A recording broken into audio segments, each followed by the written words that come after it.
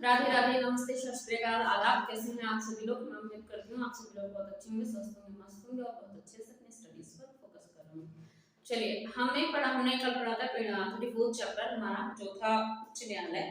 आज हमें पढ़ना है कि उसमें जो भी अनुच्छेद दिए, जितने भी अनुच्छेद दिए ना, वो हम कवर कर लेंगे। अनुच्छेद इसलिए भी कवर करते हुए चलेंगे कि कई बार यूपीएससी प्रीलिम्स अनुच्छेद से रिलेटेड क्वेश्चन पूछ लेती है कि ये ऑप्शंस दे दे उन कार्यों की कि ये कार्य है, ये किस अनुच्छेद में किया जाता है, मैच करने के लिए जिस भी अनुच्छेद दे दे उनमें काम पूछने की ये किस अनुच्छेद में क्या चीज होती है। ठीक है, तो उस बेसिस पे हम इस चीज को प्रिपेयर कर लेते हैं। तो अब हम जो भी चैप्टर पढ़ते चलेंगे उसके सारे अनुच्छेद कवर करते हुए चल रहे हैं। तो आज क्योंकि इसमें कई सारे अनुच्छेद हैं तो उसको हम अच्छे से कवर कर लेते हैं।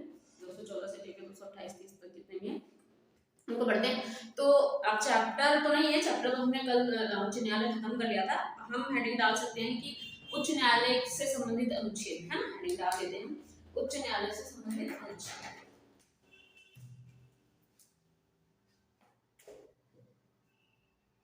हेडिंग है हमारी उच्च न्यायालय से संबंधित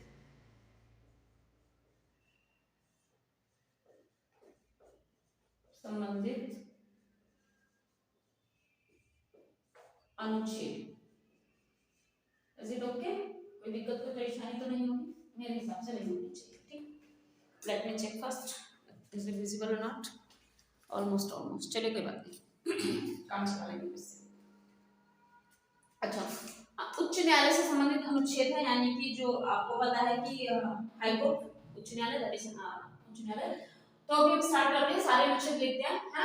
स्टार्टिंग करते हैं अनुच्छेद, एक तरफ हम ऐसे लिख लेते हैं अनुच्छेद और एक तरफ उससे संबंधित जो भी विषय है वो लिख लेते हैं। हम हेडिंग डालते हैं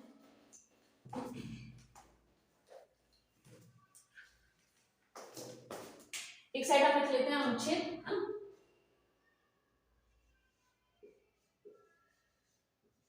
एक तरफ हमने लिख दिया अनुच्छेद और दूसरी तरफ हम लिख लेते हैं संबंधित विषय, राइट।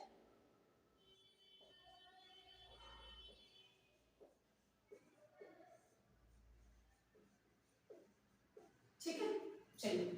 तो पहला अनुच्छेद, क्योंकि हम अनुच्छेद 214 से पढ़ना शुरू करेंगे, उच्च न्यायालय की जो बातें हैं, है ना। तो हम अनुच्छेद 214 पढ़ते हैं। सबसे पहला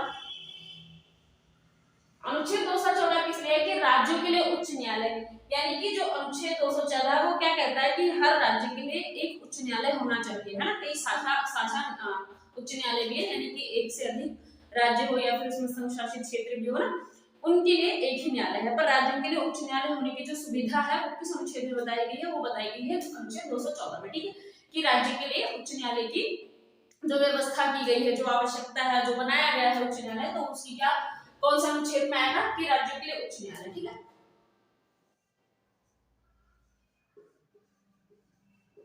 राज्यों के लिए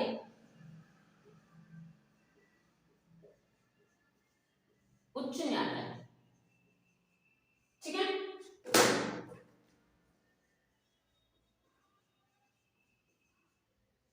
ठीक है, पहला अनुच्छेद हो गया। दूसरा अनुच्छेद हम पढ़ते हैं, सीक्वेंस वाइज ही चलते रहेंगे। 215 है अनुच्छेद, ठीक है। इस अनुच्छेद से संबंधित विषय की बात है यहाँ पे, तो कोई कंफ्यूजन मत करिएगा। अब लिखते हैं अनुच्छेद 215। अनुच्छेद 215 क्या कह रहा है कि उच्च न्यायालय अभिलेखों के रूप में है। अभिलेखों के रूप से मतलब है कि आपने पढ़ा होगा, अभिलेख पढ़े हैं ना, जो यूपीएससी की प्रिपरेशन कर रहे हैं, ऑलमोस्ट हमने जीएस पेपर की प्रिपरेशन करी है, तो उन्होंने हिस्ट्री भी पढ़ी और हिस्ट्री में अभिलेख तो पढ़े ही पढ़े हैं। स्तंभ लेख होते थे, शिलालेख होते थे, है।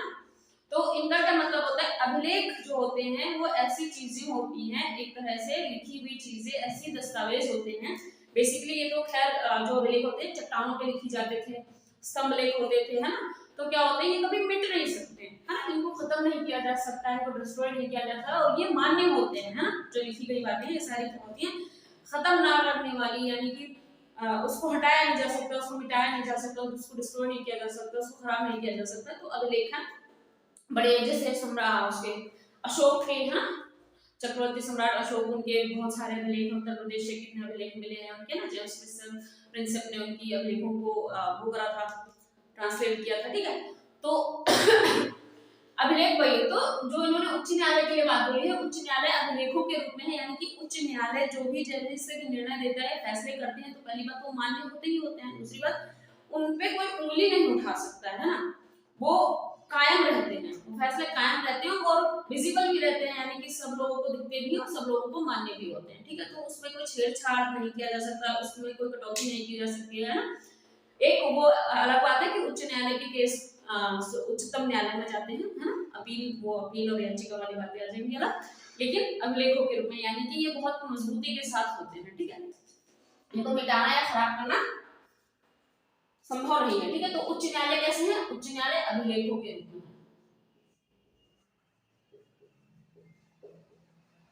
21 अनुच्छेद में आपको जानने को मिल रहा है 215 में,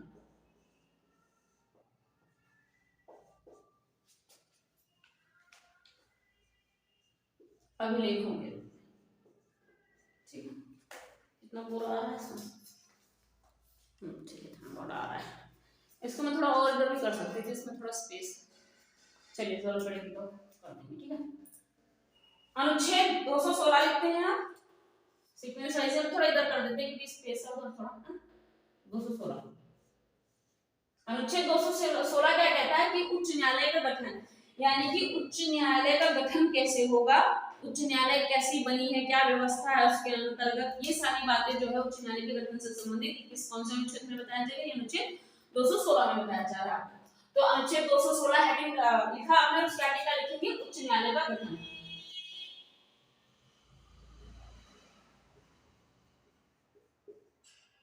ठीक है।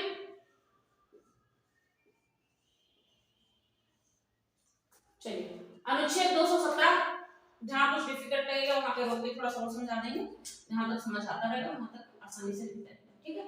अनुच्छेद 217 क्या कह रहा है,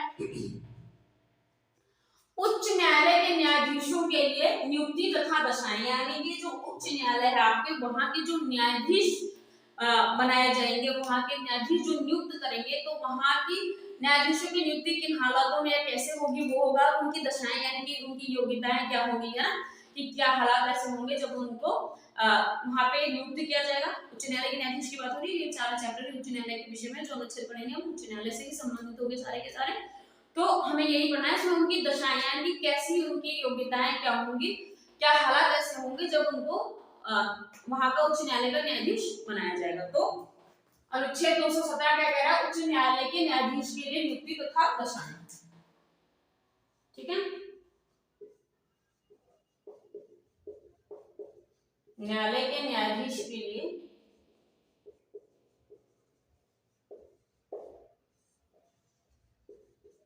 उच्च न्यायालय के न्यायाधीश के चलो के लिए ठीक बना नियुक्ति एवं दशाएं, नियुक्ति एवं दशाएं, आपको विजिबल हो जाएगा, लेट मी चेक, हाँ दशाएं तक आ गया, ठीक है, कोई दिक्कत नहीं।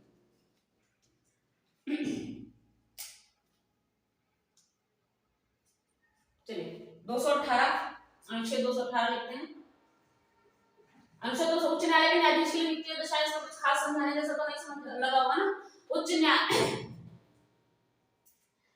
218 जो अनुच्छेद है वो क्या कह रहा है कि उच्च न्यायालय में उच्चतम न्यायालय जैसे कुछ मतलब क्या है, जैसे कि उच्च न्यायालय है, आपके उच्च न्यायालय में अलग कार्यवाही हो रही है, क्या हो रही है, लेकिन ये जो संबंधित है अनुच्छेद 218 ये क्या कह रहा है कि उच्च न्यायालय में उच्चतम न्यायालय से संबंधित प्रावधानों को लागू होना है। बेसिकली बात यह है कि जैसे कुछ प्रावधान आपके उच्चतम न्यायालय हैं, वही कुछ प्रावधान जो है वो आपके उच्च न्यायालय में भी लागू हो रहे हैं, ठीक है। तो कुछ प्रावधान जो कि उच्चतम न्यायालय के हैं वो किसमें भी शामिल है, उच्च न्यायालय में भी लागू हो रहे हैं, उसमें भी शामिल है। तो ये कौन कौन बता रहा है, आपको अनुच्छेद 218 बता रहा है, ठीक है। तो हम लिखते हैं उच्च न्यायालय में, उच्च न्यायालय में, ठीक है, उच्च न्यायालय में उच्चतम न्यायालय, उच्चतम न्यायालय से संबंधित प्रावधान,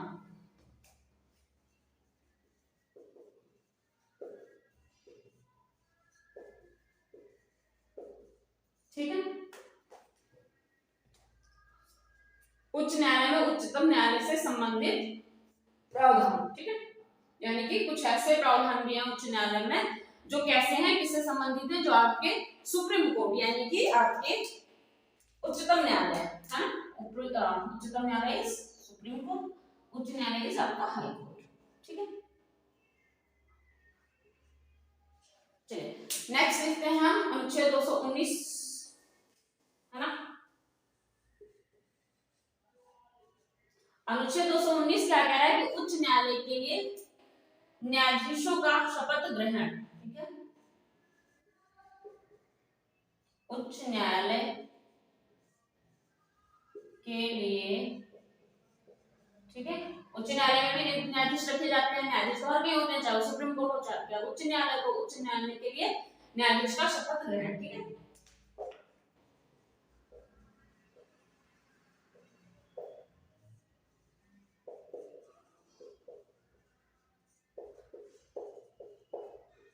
है ना, आपने पढ़ा है कि इनको शपथ लेनी होती है, शपथ उच्च न्यायालय के न्यायाधीश, हर न्यायाधीश बेसिकली लेता ही है शपथ, है ना, कि मैं भारत के संविधान के प्रति सच्ची श्रद्धा और निष्ठा रखूंगा, मैं भारत देश की संप्रभुता को, अक्षुण्णता को, है ना, बनाए रखूंगा, मैं अपने कर्तव्यों का द्वेष और द्वेष से, भय से और क्या कहते हैं डर से, प्रेम से, दुश्मनी से मुक्त होकर जो भी निर्णय लूंगा वो एकदम निष्पक्ष होंगे, कहने का मतलब ये है, ठीक है, कोई किसी भी तरह के भेदभाव पूर्ण निर्णय नहीं होंगे, ये सारी चीजें जो आपकी शपथ में दी जाती हैं। तो वो शपथ के विषय में किसमें बताया गया है, अनुच्छेद आपके 219 में बताया गया है, ठीक है। फिर 220 पढ़ते हैं अनुच्छेद 220, ये 20 जैसा लग रहा है पर ये 220 है, ठीक है, कोई दिक्कत तो नहीं हुई मेरे हिसाब से समझने में। स्थायी न्यायालय बहाल होने पर प्रैक्टिस पर प्रतिबंध हो जाता है ना, पढ़ा है आपने कि जब स्थायी न्यायालय बहाल हो गया, स्थायी न्यायालय बहाल होने पर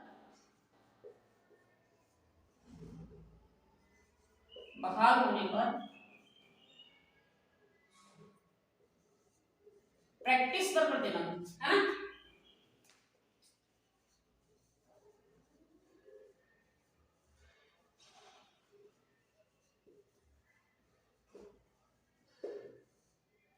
इज इट ओके? क्या हुआ, जो भी स्थायी न्यायालय है जो बहाल हो जाएगा, है ना, बहाल मतलब समझते हो ना, पढ़ा है आप लोगों ने, क्या होता है बहाल होना, किसको नहीं पता है बहाल होना, चलिए कमेंट करिएगा, जिसको नहीं पता है बहाल होना क्या होता है, ये पता है जिसको भी कमेंट करिएगा, ठीक है। तो तब उसके आगे बताया जाएगा कि आपने जो पता है वो सही है या नहीं है, अगर किसी को नहीं आता तो फिर हम खुद बताएंगे कि बहाल होना क्या होता है, एकदम बेसिक सा सवाल है, बस स्टिल दे दिया आपको कमेंट बॉक्स भरने के लिए, ठीक है। चलिए पढ़ना ना पढ़ना आपकी इच्छा है, ऐसा कोई कंपलसरी नहीं है, but to your knowledge, for your knowledge, है ना। चलिए क्या पढ़ रहे थे, अच्छा, स्थायी न्यायालय बहाल होने पर क्या होगा, प्रैक्टिस पर प्रतिबंध लग जाएगा, यानी कि उसके बाद आप प्रैक्टिस में रहें, आपको काम करें, ऐसा नहीं होगा, प्रतिबंध लग जाएगा, ठीक है, रोक लग दी जाएगी, बेसिकली मनाही हो जाएगी, तो प्रैक्टिस पर प्रतिबंध लग गया। अब पढ़ते हैं अनुच्छेद 231, ओ सॉरी 221, सबसे इंपॉर्टेंट होता होगा ये, कुछ क्यों सबसे इंपॉर्टेंट क्यों है 221, भैया घर का खर्चा इससे चलता है ना, तो इसमें से क्या बात कह दी जिससे घर का खर्चा चलने लगा, न्यायाधीशों का वेतन, है ना, वेतन तो इसमें, घर तो वेतन से चलता है ना,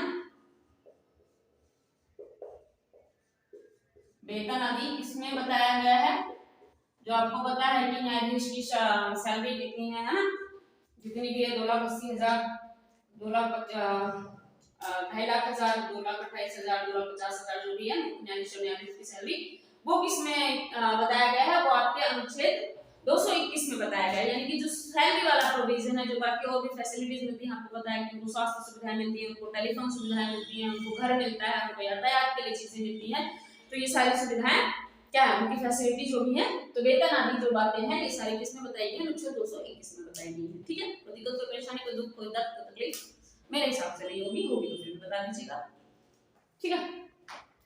लेट मी चेक, 221 नहीं दिख रहा है, Let me check. Now is it visible? You can take screenshots and make note by yourself only. Do what you feel better for you, right? Setting डालिए या नेक्स्ट अनुच्छेद लिखिए, अनुच्छेद 222 हाँ 222।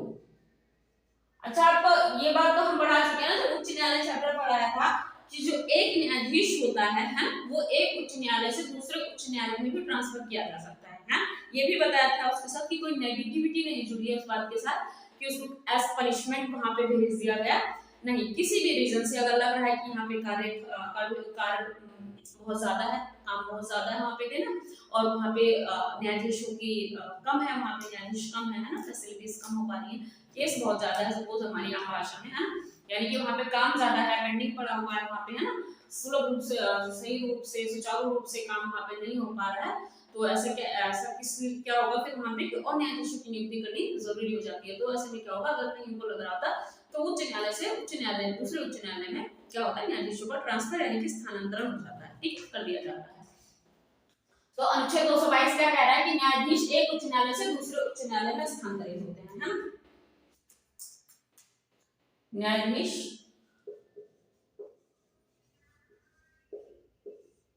का एक उच्च न्यायालय से दूसरे उच्च न्यायालय में स्थानांतरित, ऐसे लिख सकते हैं, न्यायाधीश का एक उच्च न्यायालय से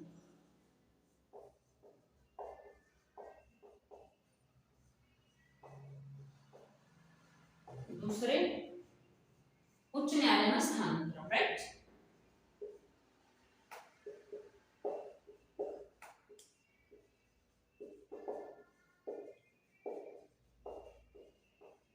ठीक है,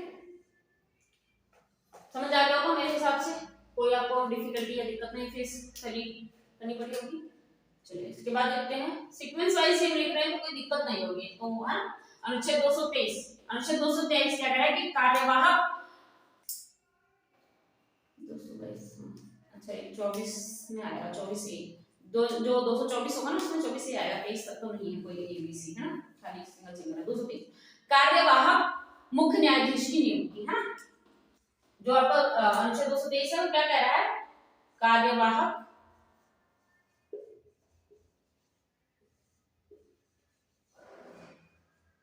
मुख्य न्यायाधीश की नियुक्ति।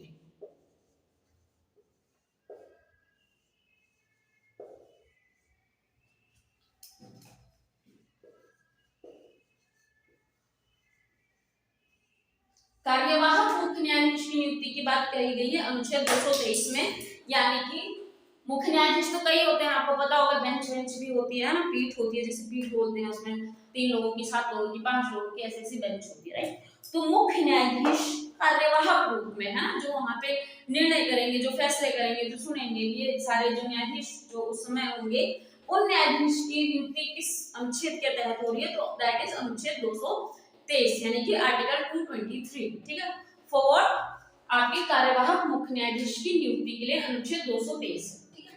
अब हम पढ़ते हैं अनुच्छेद 224, एक है अनुच्छेद 224 ए, तो हम दोनों पढ़ लेते हैं 224। हाँ, अनुच्छेद 224 आपसे क्या कह रहा है कि अतिरिक्त एवं कार्यवाहक मुख्य न्यायाधीश की नियुक्ति, ठीक है। अतिरिक्त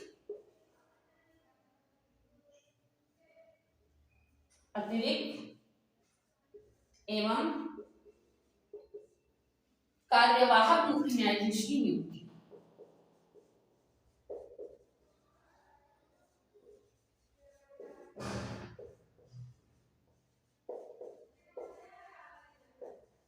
मुख्य न्यायाधीश की नियुक्ति क्लियर,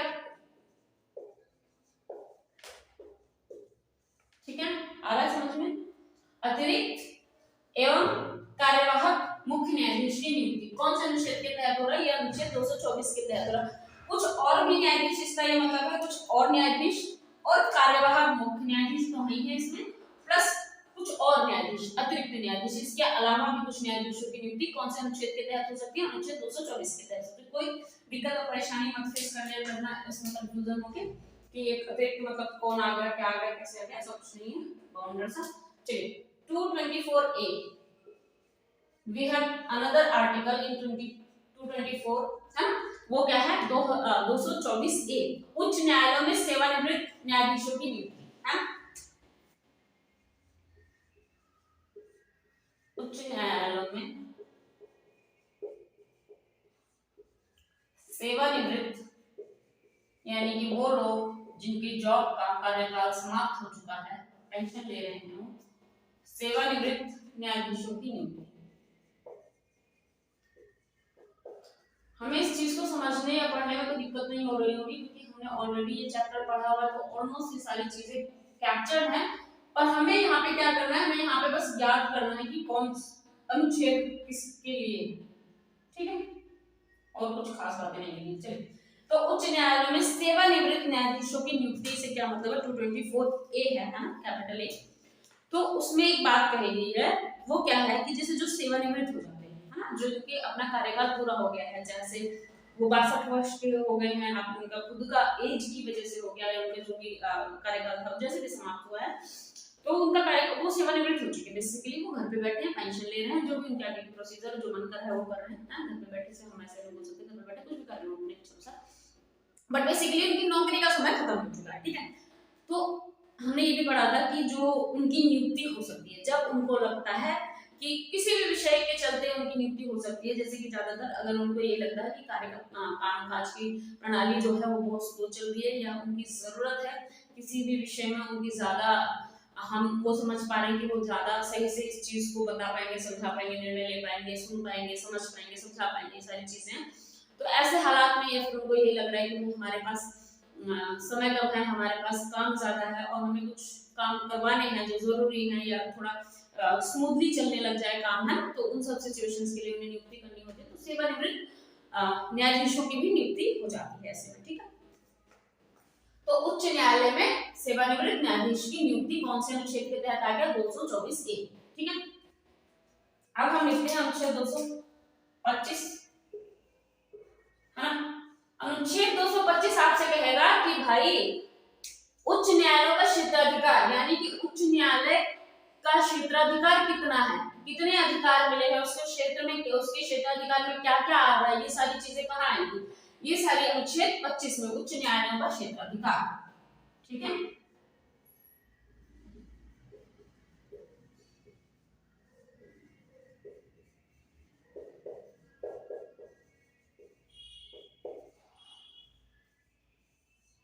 यानी कि कौन कौन से ऐसे काम हैं, है ना, कहाँ के, यानी किस किस क्षेत्र के। पहली बात तो यही हो गया ना कि एक उच्च न्यायालय की अपनी क्षेत्रीय सीमा भी होती है, कि मान लीजिए आपके जो दिल्ली में हाई कोर्ट है वो किसके लिए है ना, संशासित क्षेत्र, ऐसा एक दिल्ली ही एकमात्र ऐसा संशासित क्षेत्र है जिसकी क्या कहते हैं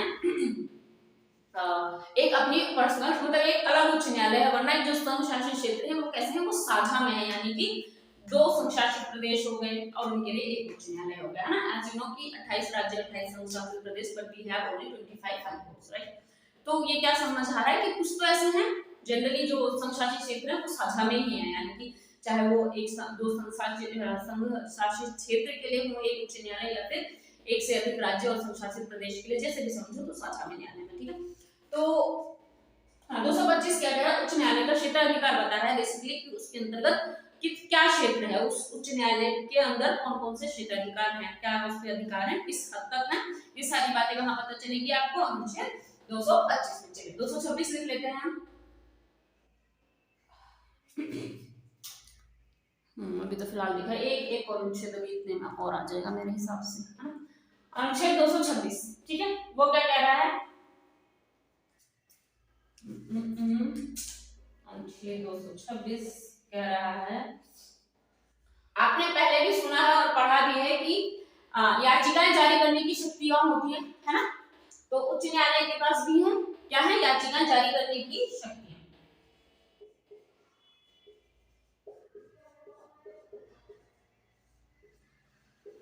याचिकाएं जारी करने की शक्तियां, याचिका जारी करने की शक्तियां किसके पास, उच्च न्यायालय के पास होती है, यानी कि याचिका जारी करने की उच्च न्यायालय की शक्तियां, ऐसे लिखते हैं, ये उच्च न्यायालय की शक्तियां।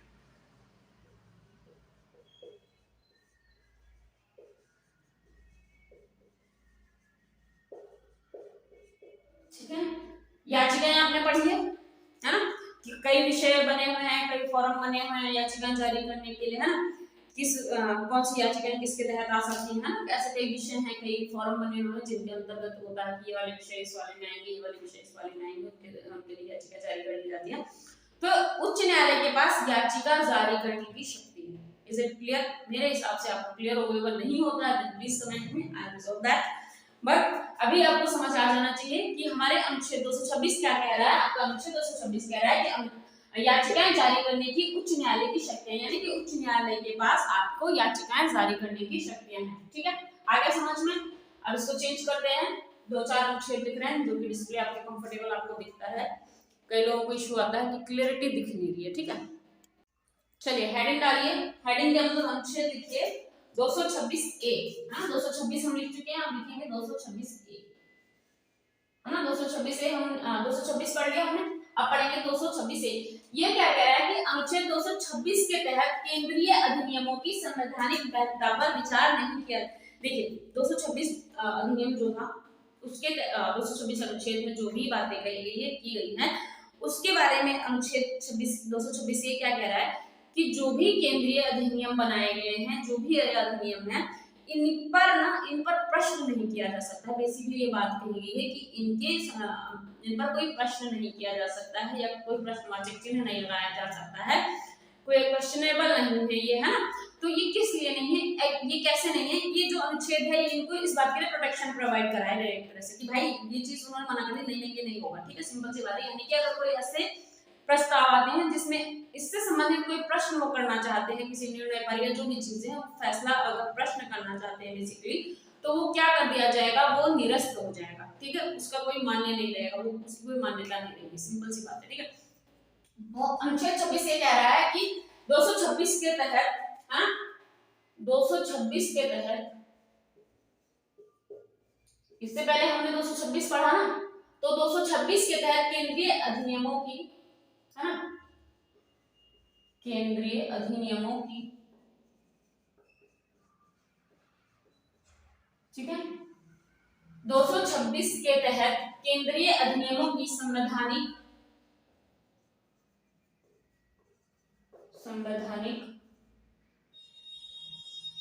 वैधता पर, है ना, क्या वैधता पर विचार नहीं किया जा सकता है, राइट, विचार नहीं किया जा सकता है। Clear? I wish and hope कि मैं क्लियर हूं, ठीक है, और आप भी क्लियर है। 226 के तहत केंद्रीय अधिनियमों की संवैधानिक वैधता पर विचार नहीं किया जा सकता है। जो क्लियर कौन कह रहा है, ये अनुच्छेद 226 ये कह रहा है। ठीक है, अब पढ़ते हैं अनुच्छेद 227। अनुच्छेद 227 अकेला अकेला है, कोई एबीसी इसके तहत नहीं है। क्या कह रहा है, उच्च न्यायालयों के सभी न्यायालय पर उच्च न्यायालयों पर सभी न्यायालयों पर अधीक्षण की शक्ति एक तरह से, है। आपको पता है कि जो उच्च न्यायालय है इनके अधीनस्थ जो न्यायालय होते हैं, जो बाकी न्यायालय है ना, हमने एक वो पढ़ी थी, है ना, क्या पढ़ा था हमने, एक सोपान पढ़ा था एक तरह से ना, कि पहले सुप्रीम कोर्ट है, फिर आपका हाई कोर्ट है, और फिर आपका अधीनस्थ, है ना, या जो भी बाकी है ना वो वाले कोर्ट है। सिंपल सी बात है, पहले ये, फिर ये, और फिर ये। Is it clear? तो ये क्या है, सुप्रीम कोर्ट सबसे सुप्रीम हो गया, फिर उसके बाद हाई कोर्ट आ गया, उसके बाद उनके नीचे जो भी कोर्ट है वो अधीनस्थ। तो बेसिकली ये कहना ये चाह रहे हैं इस अनुच्छेद में, अनुच्छेद 227 में, कि अन्य न्यायालयों के सभी न्यायालय पर अधीक्षण की शक्ति है ना, जो बाकी न्यायालय हैं उन पर कैसी शक्ति है, आपके अनुच्छेद हाई कोर्ट के पास उनकी अधीक्षण की शक्ति है। बेसिकली उनके ऊपर है, उनसे ज्यादा इनके पास शक्तियां हैं, या उनको ये डांट फटकार सकते हैं, उनकी ये देख रेख कर सकते हैं कि वो सही काम कर रहे हैं नहीं कर रहे हैं, कुछ गलत कर रहे हैं, उनके केस को अपने पास भी मंगवा सकते हैं, ऐसी चीजें कर सकते हैं। तो ये कौन कर रहा है, ये अनुच्छेद 227 कर रहा है। तो हम इसमें क्या लिखेंगे कि उच्च न्यायालयों का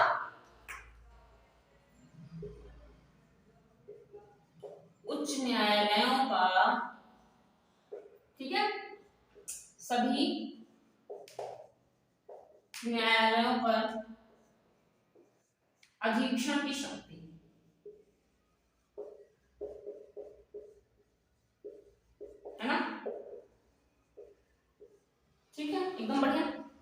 उच्च न्यायालयों का सभी न्यायालयों पर अधीक्षण की शक्ति है। अब हम पढ़ते हैं अनुच्छेद 228। अनुच्छेद 228 आपका क्या कह रहा है, ये भी जान लेते हैं, सोच लेते हैं, समझ लेते हैं और पढ़ लेते हैं। विजिबिलिटी ठीक है, कभी कभी ब्लर सा लगने लगता है। हाँ 228 उच्च न्यायालय में मामलों का स्थानांतरण है ना, जानते हैं आप लोग। उच्च न्यायालय में मामलों का स्थानांतरण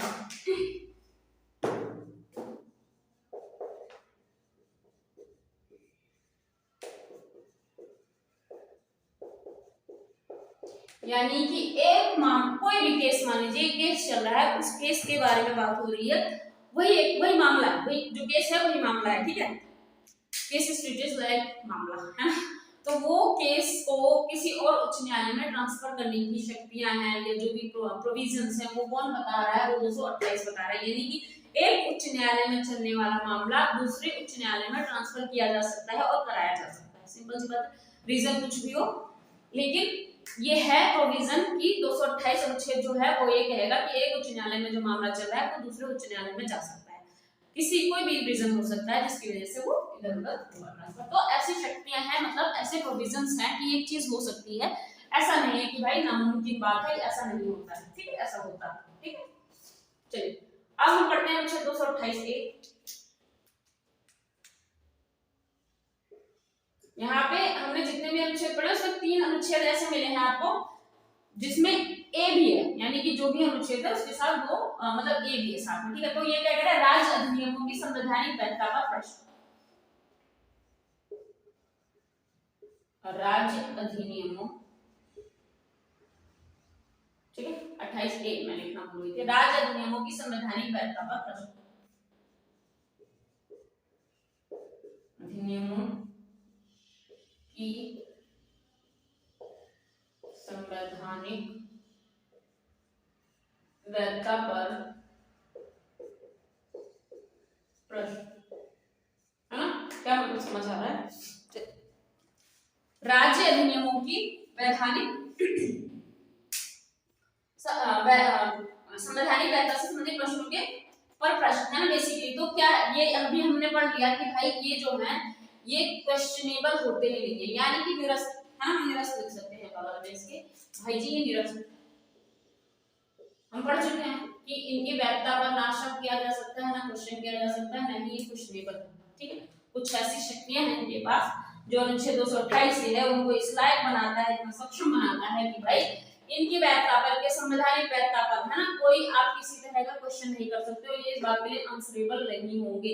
अगर ऐसा कोई प्रश्न आता है तो उसको निरस्त कर दिया जाएगा, उसको खारिज कर दिया जाएगा, उसे खत्म माना जाएगा, ऐसा कुछ है नहीं, ठीक है। तो अब हम लिखते हैं अनुच्छेद 229, मेरे हिसाब से अनुच्छेद आपको एकदम बढ़िया से क्लियर हो गया। चलिए 229 क्या कहता है, पदाधिकारी, सेवक और उच्च न्यायालय। देखिए जो भी पदाधिकारी है उच्च न्यायालय में ऑब्वियसली पदाधिकारी इन द सेंस की न्यायाधीश और मुख्य न्यायाधीश जो भी है ना, जिन्होंने पद धारण किया हो उस समय वहां के पदाधिकारी हो गए। आपने ये भी पढ़ा था कि जो न्यायाधीश होते हैं इनको अपने सेवक नियुक्त करने की खुद को स्वतंत्रता होती है ना, हमने ये पढ़ लिया था। उनके इसमें किसमें पढ़ा था, उनकी शक्तियों में पढ़ा था, बेसिकली स्वतंत्रता में पढ़ा था कि न्यायालय के न्यायाधीश की स्वतंत्रता कैसे है, क्योंकि उनको अपने उसमें एक बात ये भी थी, एक मुद्दा ये भी था कि उनको अपने सेवक स्वयं चुनने का अधिकार है। तो उच्च न्यायालय क्या पढ़ना 200 पदाधिकारी, सेवक और उच्च न्यायालय पर जो भी व्यय किया जा रहा है, चाहे वो पदाधिकारी पर किया जा रहा हो, ठीक है, पदाधिकारी उच्च न्यायालय के पदाधिकारी की बात हो रही है, जरूरी नहीं बार बार लिखूं ना, सेवक और उच्च न्यायालय पर, है ना, पर ये कौन डिसाइड कर रहा है, ये आपका अनुच्छेद 229 कह रहा है कि जो वहां पे पदाधिकारी उच्च न्यायालय में या उनके जितने भी सेवक है ना, या वहां पे जो पूरा एंटायर उच्च न्यायालय है, इस पर जो व्यय होगा, जो खर्चा होगा, वो कौन अनुच्छेद डिसाइड कर रहा है, लेकिन इस अनुच्छेद में इस बारे डिसाइड कर रहा है, इस विषय की बात की गई है एक्चुअली अनुच्छेद 229 में, वो बात यही है, वो अनुच्छेद 229 में की गई क्या कि उच्च न्यायालय के पदाधिकारी, वहां के सेवक या फिर उच्च न्यायालय पर जितना भी जो भी व्यय होने वाला है वो कौन सा अनुच्छेद कर रहा है या बता रहा है, वो कह रहा है अनुच्छेद 229। Let me check 230, let me write, not check, right, ठीक है। 230 अनुच्छेद है ना, क्या कह रहा है 230, उच्च न्यायालय में क्षेत्राधिकार, संघीय क्षेत्राधिकार। चलिए बताते हैं, ये देखो लाइन में लिखी है, उच्च न्यायालय में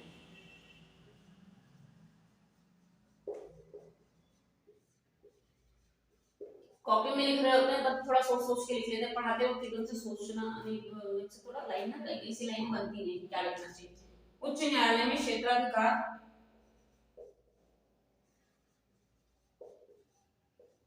क्षेत्राधिकार है, उच्च न्यायालय में क्षेत्राधिकार, संघीय क्षेत्राधिकार, क्षेत्राधिकार, संघीय क्षेत्राधिकार विस्तार, ऐसे। देखिए रटंत विद्या चलंत नहीं, मैं इस बात में बिलीव करती हूँ, तो मैं एकदम रटती हूँ और मैं आपसे भी उम्मीद करती हूँ, इवन आपको सजेस्ट करती हूँ कि रटने पे फोकस कतई मत करना, ठीक है। संघीय क्षेत्रों तक विस्तार, संघीय क्षेत्रों तक विस्तार, हाँ हमने पढ़ा है, आपने ये मैंने बताया था जैसे कि एक जो पहले से बड़े उच्च न्यायालय में क्षेत्राधिकार क्या है, संघीय क्षेत्रों तक विस्तार है। जो उच्च न्यायालय का क्षेत्राधिकार है उसमें एक बात ये आ रही है कि इनके जो क्षेत्राधिकार हैं वो संघ क्षेत्रों तक इनका विस्तार हो रखा है। इसका मतलब समझ लो कि जो क्षेत्राधिकार हमने पढ़ लिया कि उच्च न्यायालय के अंतर्गत ये क्षेत्राधिकार है, उस क्षेत्राधिकार में संघीय क्षेत्र भी आते हैं। जैसा कि आपने पढ़ा कि एक जो न्यायालय है वो संघीय क्षेत्र का भी न्यायालय हो सकता है, as simple as that, है ना, as it is very easy and very simple class, तो उसमें आपको कोई कंफ्यूजन नहीं होना चाहिए। तो I am just trying to repeat it again कि जो आपका उच्च न्यायालय का क्षेत्राधिकार है वो संघीय क्षेत्रों तक भी, यानी कि संघीय न्यायालयों के अधिकार वहां तक पहुंच रहा है। सिंपल ये मतलब है कि वो अपना अधिकार क्षेत्र तो है उसके उच्च न्यायालय के, लेकिन जो संघीय क्षेत्र है ना वहां तक भी उनके क्षेत्राधिकार का विस्तार है, यानी कि वहां पे भी इनके अधिकार चलते हैं और अधिकार होते हैं, ठीक है। अब मेरे हिसाब से कोई कंफ्यूजन नहीं होगी। चलिए 231 अनुच्छेद 231, अनुच्छेद 231 क्या कह रहा है, बहुत बहुत साधारण सी बात कह रहा है कि दो या अधिक राज्यों के लिए एक उच्च न्यायालय, है ना, दो या अधिक राज्यों के लिए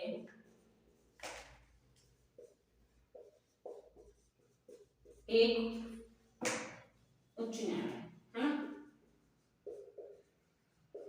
ये बात हमने कल पढ़ी थी और हमने आज भी शायद एक दो बार ये बात को जिक्र कर ही लिया है कि जो आज के उच्च न्यायालय होते हैं ऐसे प्रोविजंस हैं कि वो एक उच्च न्यायालय दो राज्यों के लिए भी हो सकते हैं, दो से अधिक राज्यों के लिए भी हो सकते हैं, कुछ है ना। आज पढ़ा हमने कि दो उच्च न्यायालय है ना, और एक संघ शासित क्षेत्र भी हो गया उसमें, और इनके लिए पूरा एक क्या हो गया, एक ही उच्च न्यायालय है, ठीक है।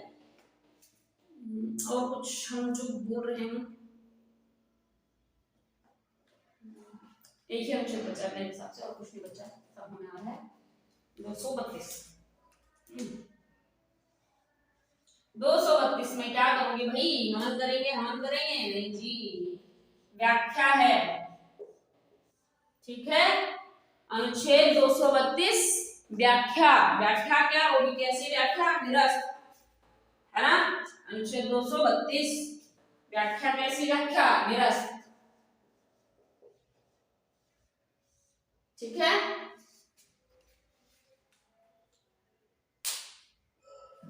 हमने पढ़ लिए 232 214 से लेके 232 तक अनुच्छेद हमारे पास थे, है ना। तो 214 से 232 अनुच्छेद है, मैंने सीक्वेंस वाइज ही पढ़ाया तो मुझे लग रहा है कि कुछ नहीं छोड़ा, हमने पढ़ा लिए सारे अनुच्छेद, है ना। चलिए, तो अगर अभी आपको लग रहा है कुछ अनुच्छेद आपको समझ नहीं आए हैं या कुछ अनुच्छेद, देखिए बेसिकली आपको देखिए सारे अनुच्छेद इंडियन पॉलिटी वाले, if your optional is Indian polity then you have to learn, even you must have to learn, है ना, all the अनुच्छेद, यानी कि all the articles you have to learn, you must have to learn, because why because your optional subject is political science, Indian polity that is called. तो आपके लिए अनुच्छेदों का जानना ऐसे ट्रिक्स पे होना है ना। अब क्या होता है कि हम पढ़ाते हैं, हम भी कई बार भूल जाते हैं, क्यों? क्योंकि